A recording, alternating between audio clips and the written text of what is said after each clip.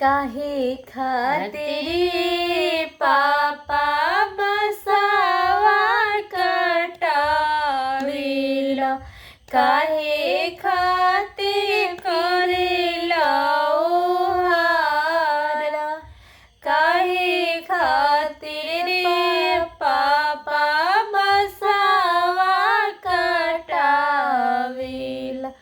काहे खातिर पियरी ओहार,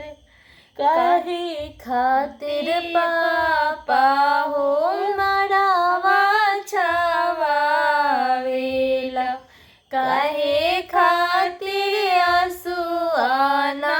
धारा हो, तोरे खातिर बेटी मरावा कटावेनी, तोरे खातिर करेले ओहार, तोरे खातिर बेटी मरावा छावावेनी, रोए आंसुआना धारा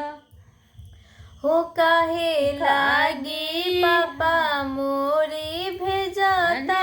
दूर देशवा, काहे लागी कर कन्यादाना,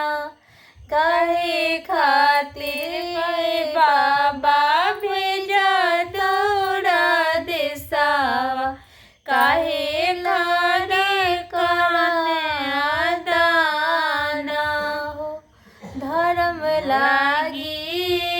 बेटी भेजी दूर देशवा, करम लागी करी कन्यादाना हो, धर्म लागी बेटी भेजी दूर देशवा।